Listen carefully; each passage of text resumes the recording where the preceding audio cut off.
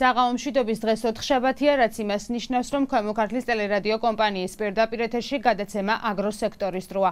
მე მისი წამყვანი ჟურნალისტი მარიამ სოლუღაშვილი ვარ. რეგიონების ეკონომიკური განვითარების რედ პროგრამის ფარგლებში დღეს ჩვენ რამდენიმე დღის წინ რეგიონში მოსული უხვი ნალექის შედეგებზე ჩვენ სტუმართან ერთად სოფლის მეურნეობის სამინისტროს ქვემო ქართლის სამმართველოს უფროსთან გერონტი სივსივაძესთან ერთად ვისაუბრებთ.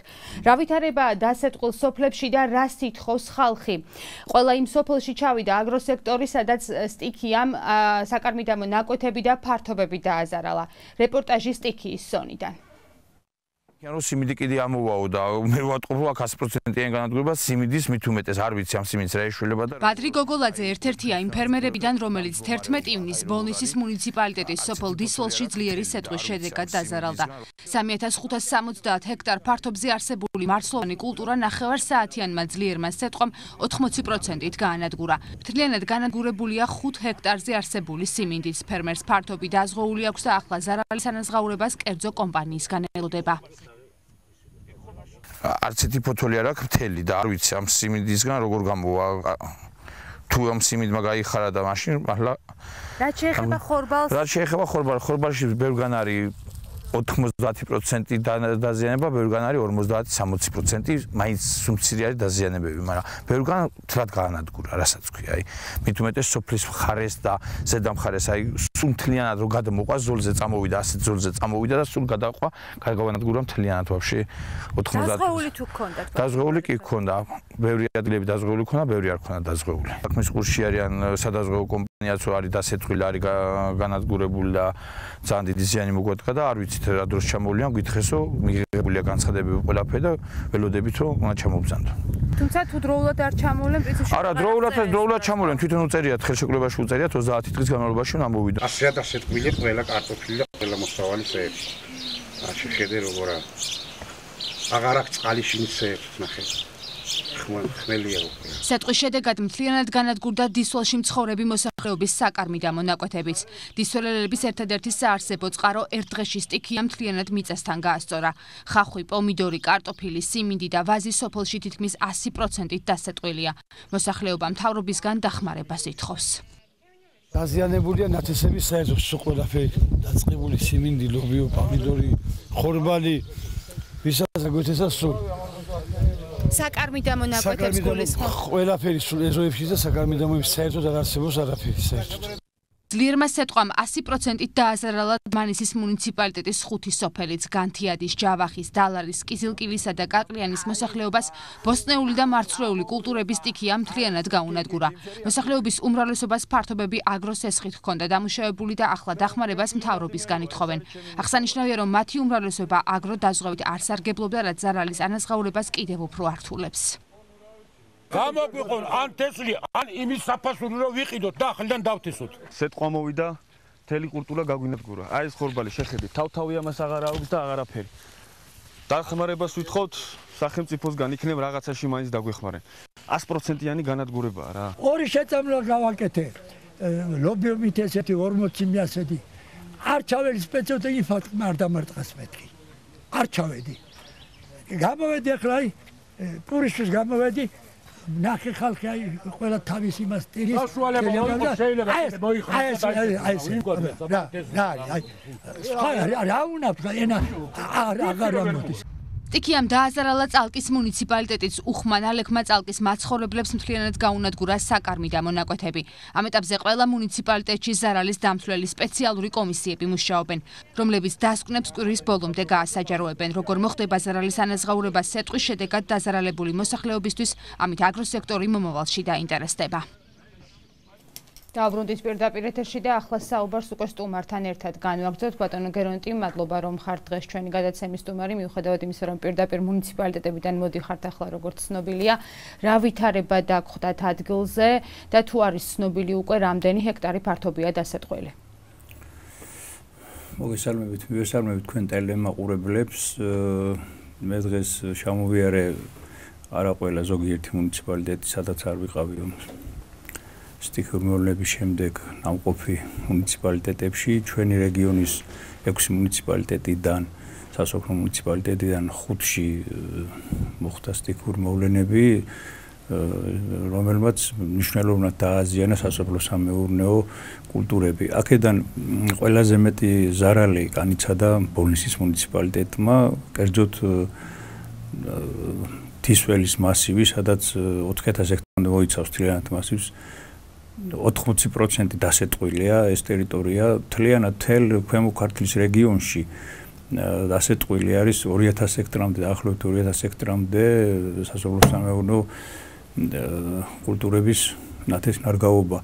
აქედან 1070 არის მხოლოდ თავთავიანი კულტურები, ხორბალი, ქერი და შვია ასეთები. სულ 1170-დან ყველაზე მეტი აი ბოლნისის მუნიციპალიტეტზე მოდის 840 ჰექტარი. ასევე 500 დაახლოებით 500 ჰექტარიდან კარტოფილის ნათესიდან დაზიანებული არის 330 ჰექტარამდე მხოლოდ თმანისის მუნიციპალიტეტში და დანარჩენი წვრილ-წვრილად მათ შორის სიმიდიც დაახლოებით 175 ჰექტარი და 45 ჰექტარი აქედან ყველაზე მეტი წილობრივად თეთრწყაროზე არის ეს სხვა კულტურებზე სხვადასხვანაირად ძალიან დიდი ზარალი განიცადეს ჩვენო ფერმერებმა აქედან გამომდინარე და მაგრამ ყველაზე აქედან გამოსავალი რა შეიძლება რომ იყოს ჩვენ ყოველთვის მოწოდებული ვართ და მოუწოდებთ ჩვენ ფერმერებს რომ ჩაერთონ აგროდაზღვევაში. სახელმწიფო უკვე 3 წელიწადზე მეტი არის რომ აგროდაზღვევის პროგრამა მუშაობს და მნიშვნელოვან სახსრები იქნა გამოყოფილი სახელმწიფო ბიუჯეტიდან და ხდება ამ გადასახდელის ანუ საზღვაო პრემიის სუბსიდირება ეს ხდება კულტურებში 70% სხვა კულტურებში, ხოლო ვენახში 50 დანარჩენში 70%-მდე. და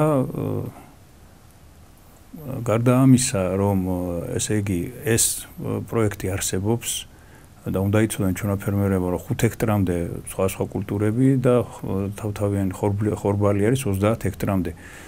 მაგრამ გარდა ამისა, რომ ეს პროექტი არსებობს, ამით ეხმარება ჩვენი სტრატეგიული 2015-20 წლის სტრატეგიული მიზნებიდან გამომდინარე ერთ-ერთი კომპონენტი არის სადაზღვევო აგროსექტორის სადაზღვევო ბაზრის განვითარება და სადაზღვევო ბაზრის განვითარებას აი ასე უწყობს ამგვარად ხელს სახელმწიფო რომ აი ამ ეტაპზე ახდენს მნიშვნელოვანი უფრო მეტი წილის სუბსიდირებას და აი ესეთ რომ წარმოვიდგინოთ უფრო მეტად ეს მცირე ფერმერებისკენ უფრო მიმართულია ზოგიერთი მსხვილი ფერმერი დიდ ფართობებსაც აზღვევენ. ამას მინდა ხაზი რომ გაუსვა, რომ სახელმწიფო რო არ ეხმარებოდეს ამდენად. თვითონ ფერმერები უნდა იყვნენ დაინტერესებული. ეს არის ასე რომ ვთქვათ, სწორი სასოფლო-სამეურნეო საქმიანობის პოლიტიკა, რომ ეს დაზღვევის კომპონენტი უნდა იყოს გამოყენებული და სწორედ ამისთვის ჩვენმა სახელმწიფომ გამონახა ფინანსები ამისთვის, რომ წაეხალისებია ეს სექტორი და ხელი შეეწყო აგროდაზღვევის ბაზრის განვითარებას აგროსექტორში. გასაგებია ბატონო გერონტი სიუჟეტშიც აღნიშნა ერთ-ერთმა ფერმერმა რომ ის იყო დაზღვეული და თქვენც აღნიშნავთ რომ დაზღვევა აუცილებელია. ვინც არ არის დაზღვეული ფერმერებს გულისხმობ და გლეხებს მათ შორის გლეხები ძალიან დაზარალდნენ. როგორ მოხდება ანაზღაურება და რა ბერკეტი შეიძლება ამოქმედდეს ამ შემთხვევაში რომ მათაც მიიღონ გარკვეული ტიპის არ ვიცი ფულადი კომპენსაცია თუ როგორ მოხდება იქ სიუჟეტში ერთ-ერთი გლეხი მაგალითად ამბობდა რომ იქნებ სათესლე მასალა გადმოგცენ და ჩვენ თავიდან დავთესავთო აი ეს რამდენად არის შესაძლებელი აი ამ მიმართულებით დახმარება რა შეიძლება რომ თქვა ამ ეტაპზე მე მაგხრივ მატერიალური დახმარების თვალსაზრისით არ მაქვს ინფორმაცია კონკრეტულად მე რა შეიძლება რომ გაკეთდეს რაც კონკრეტულმა ფერმერმა დააყენა მაგრამ მე ფერმერებს მინდა უთხრა რომ ამ შემთხვევაში რაც არის დღეს მოქმედი კანონმდებლობით სახელმწიფოსგან დახმარება ის არის რომ თუ იმ შემთხვევაში თუ ფერმერს და გლეხს დაუზიანდა 50%-ით მეტი განადგურდა მოსავალი ამ შემთხვევაში ის თავისუფლდება მიწის გადასახადების გადასახადიდან ანუ მიწის გადასახადისგან ესიც ძალიან დიდი დახმარება ამ შემთხვევაში მიუხედავად იმისა რომ ბიუჯეტის ადგილობრივი ბიუჯეტის შევსების თავარი წყარო ქონების გადასახადი მათ შორის მიწის გადასახადი მაგრამ მაინც ეს უშუალოდ არის თვითმმართველობის გასაკეთებელი ანუ კომისია უნდა შეიქმნას უნდა მიმართონ დაზარალებულმა ფერმერებმა თვითმმართველობებს, სადაც კომისია იქნება და აღწერენ ზარალს და როცა ზარალი დაითვლება მის მოსავლის აღების შემდეგ, აღმოჩნდება, რომ 50% მეტად არის დაზიანებული, ამ შემთხვევაში თავისუფლება გადასახადისგან. ამ ეტაპზე მე სხვა რამის თქმა არ შემიძლია. გასაგებია, უფრო მეტად რომელი კულტურებია დაზიანებული, თქვენ ალბათ ნახეთ იქ და ჩვენ სიუჟეტშიც ნათლად ჩანდა, რომ თქვათ გლეხებს იგივე ხახვი, პომიდორი, კარტოფილი, მათ შორის მცირე ტიპის ვენახიც დაზიანებული აქვს სეტყვის შედეგად.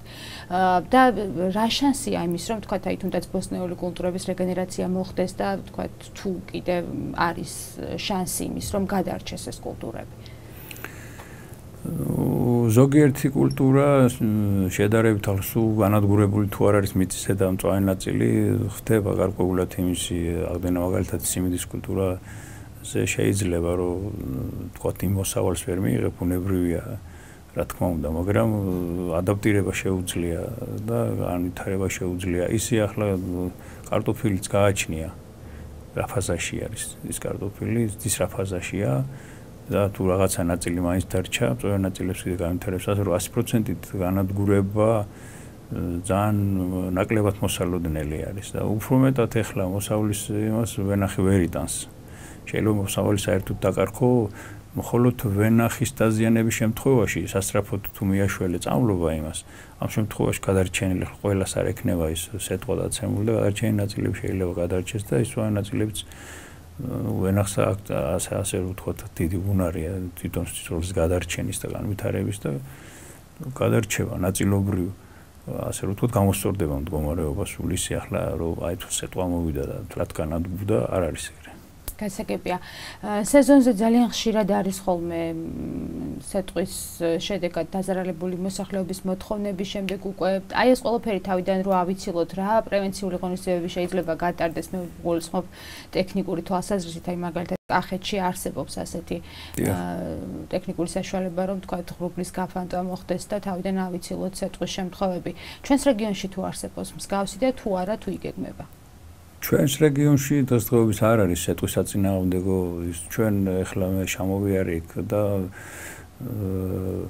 მაგ საკითხზე ფერმერებიც აყენებენ წინადადებას და მოთხოვნას და თხოვნას მთავრობასთან რომ იქნებ რამენაირად შესაძლებელი გახდეს ახლა ვახსენეთ ჩვენ ის დისველის მასივი ძირითადად იქ თავთავიანი კულტურები მოყავს, თუმცა ურწყავის ზონა არის, მაგრამ არის კიდე პატარ-პატარა ნაკვეთები სხვა კულტურებს, მათ შორის ახლა ეგ სოფელი დისველი, სადაც ეკომიგრანტები, აჭარლები ცხოვრობენ, თავის საკარმიდან ნაკვეთებში აქვს ხეხილიც და სხვა პატარა ბოსტნეული კულტურებიც.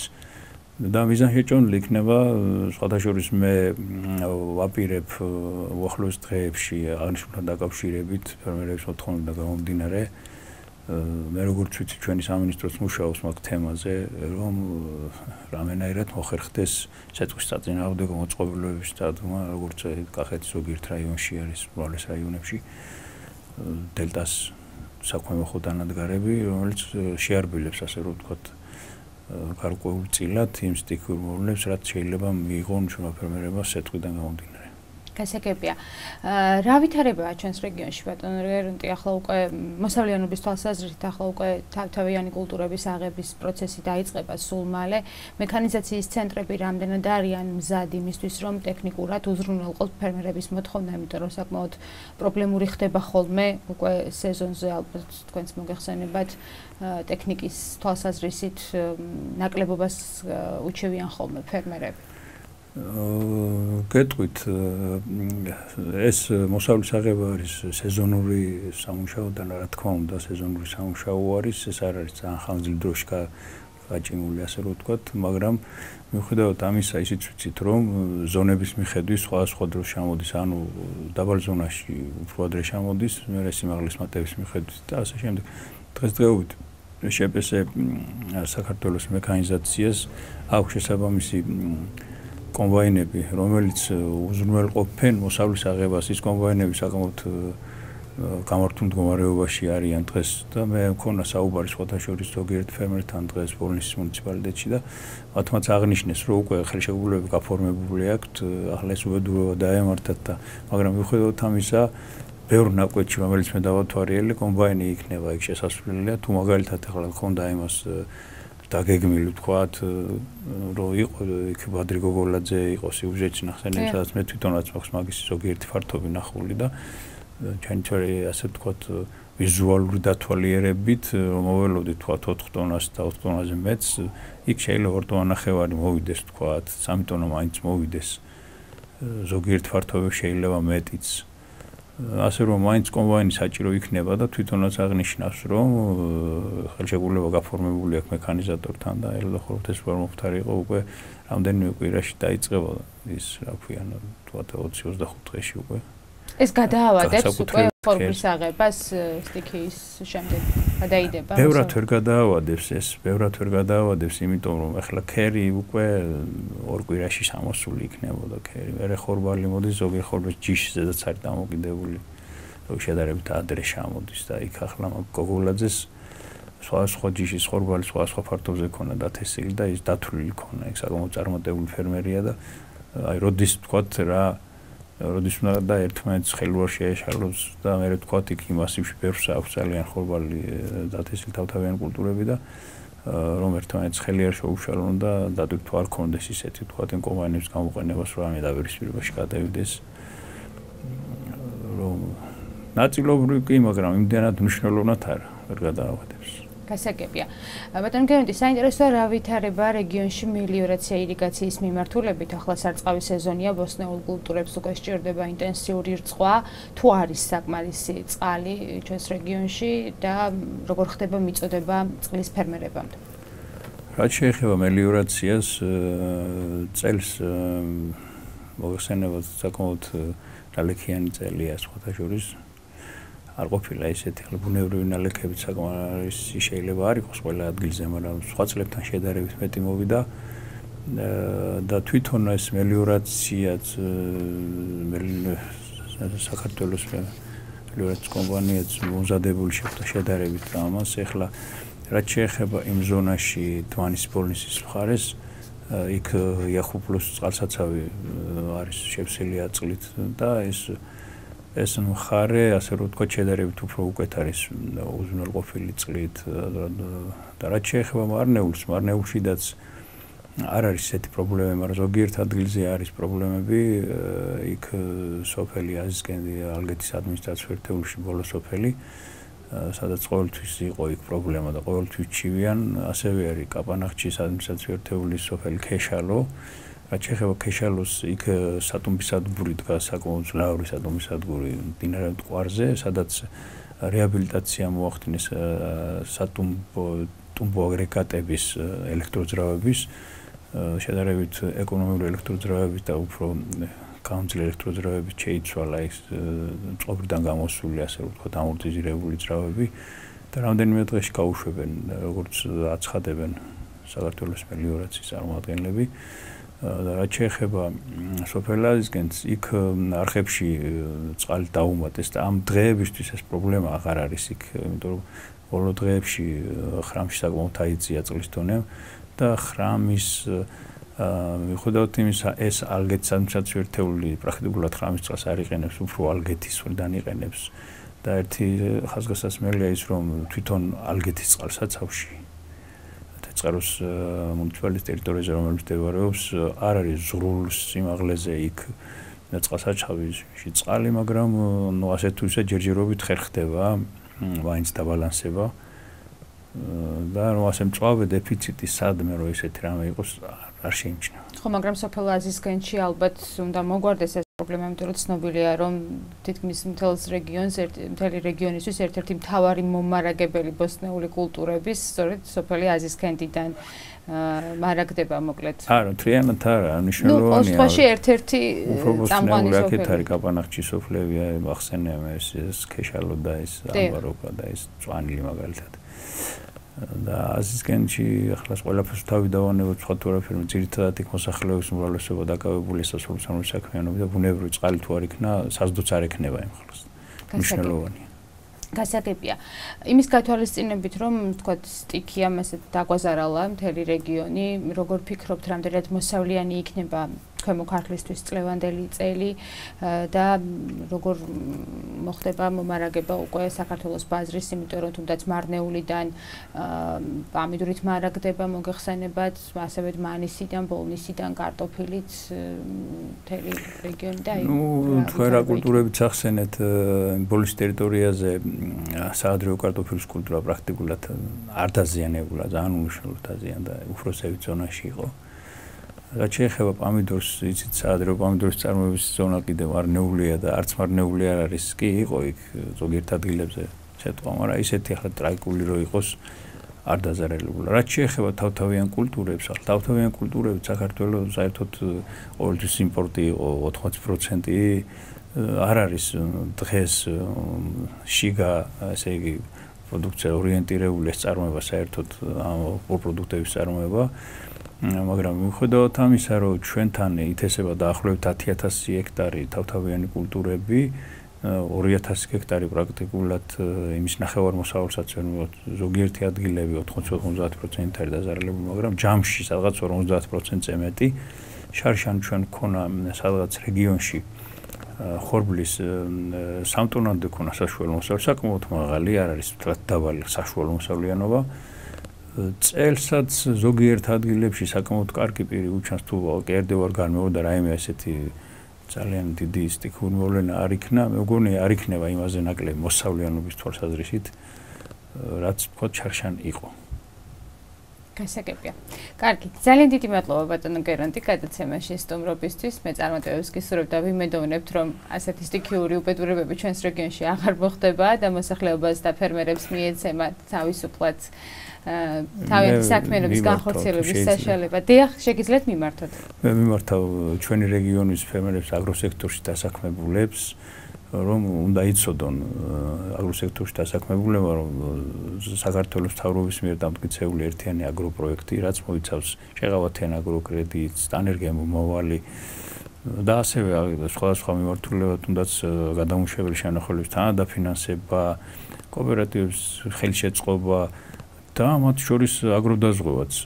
სახელმწიფო რაც შეაძლებლობაც აქვს მაქსიმალურად აკეთებს ამას და მე ვთხოვ ყველას ჩვენს აგროსექტორში დასაქმებულებს, რომ ყურადღებით მოეკიდონ. ჩვენ ვცდილობთ ყოველ სოფლებში დავდივართ, სხვადასხვა ბუკლეტებსაც ვარიგებთ. აი ყველა ტელევიზიაში აქაც მარნეულს სადაც მიწევს ვეუბნებით, რომ აი ყურადღებით მოეკეცით ამას. როცა სოფლებში გავდივართ, უხსნით. ერთი მინდა ვახსენო, რომ ამ აგროდაზღვევაზე მიბმული არის რამდენიმე ბანკი, რომ ახლა არის არ გამომივიდეს რეკლამა პირდაპირ არ ვიტყვი რამე, რომელიც უპროცენტო კრედიტ დაფინანსებს. აი თქვათ ფერმერს არა აქ თავისი წილის ის 30%. უპროცენტო კრედიტ მოსავლის აღების შემდეგ უნდა გადაიხადოს. ეხლა ვცვალ კითხვა შეიძლება ხო მოსავალი რამდენ გამინადურდეს, მაგრამ შედარებით ცვილო რო იღებ ფულს და გადახდილო გექნება დაზღვევაში ის ხო? მერე ზარალს აინაზღაურებ, ხო იმას გადახდასაც შეძლებ. ეს ახლა ზუსტად იმისთვის არის რისკების შემცირების და ზუსტად იმისთვის არის რომ არ განადგურდეს ეს ფერმერი. რაც შეიძლება მეტი ყურადღებით უნდა მოეკიდონ. სახელმწიფო რაც შეუძლია ამ ეტაპზე აკეთებს მაქსიმალურად. ვერ ვიტყვით რომ იმდენი რამე კეთდება სოფლის მეურნეობაში, რომ ვერ ვიტყვით რომ აი სახელმწიფოში არ კეთდება ის რაც უნდა კეთდეს. ძალიან მაქსიმალურად კეთდება ყველაფერი. და ეხლა ვერ შეძლებს ჩვენი ახლა ყველამ ვიცით ჩვენი შესაძლებლობები ფინანსური ჩვენი სახელმწიფოს და ვერ შეძლებს ასე რომ თუ კი თვითონ მოსახლეობა არ შეიცვალა მენტალიტეტი დამოკიდებულება სახელმწიფოსადმი თქვა ამ კუთხით რომ ახლა უკეთეს ხელშეწყობა რა გინდათ ერთ მენტალურად უნდა ჩამოყალიბდეს აზროვნება ადამიანების რომ აი ეს აგროდაზღვევა განვითარდეს და ამასთანავე ის კი არა მარტო რაღაც ყურს მოკრავს და იმას თავის მოთხოვნები რა თქმა უნდა ბევრ ხელშეკრულებას რო გააფორმოს არც იხედებენ ხელშეკრულებას იმან ჩანაწერები უნდა აკეთოს იქა როდის დათესა როდის რა ღონისძიება გაატარა აგროვადებში აქვს თუ არა ამის და აი ნუ მინდა დავამატო ამასთანავე რომ ჩვენი სტრატეგიული მიზნებიდან გამომდინარე კეთილ გონივრული მეურნეობის ანუ კლიმატ გონივრული მეურნეობის მოწყობა არის და კარგი სასოფლო-სამეურნეო პრაქტიკის დანერგვა ზუსტად აი ამას გულისხმობს ერთ-ერთი კომპონენტი არის სასოფლო-სამეურნეო დღეს ეს ახალი ეს სულაც არ არის ყველა განვითარებულ ქვეყანაში მუშაობს ეს კომპონენტი დაზღვევის აგროდაზღვევის კომპონენტი და აქაც უნდა მაქსიმალურად გამოიყენონ რაქნას ახლა მე სახელმწიფო ბანკი ასე გეხმარო პროექტებს სახელმწიფო 70%-ს გიფინანსებს და ახლა ცოტა მეტი აქტიურობა უნდა გამოიჩინონ გასაგებია. კარგი, ბატონო გერანტი, ძალიან დიდი მადლობა გადაცემაში სტუმრობისთვის. მაყურებელს დავამშვიდობები მომავალ 4 შაბათამდე გემშვიდობებით. ნახვამდის.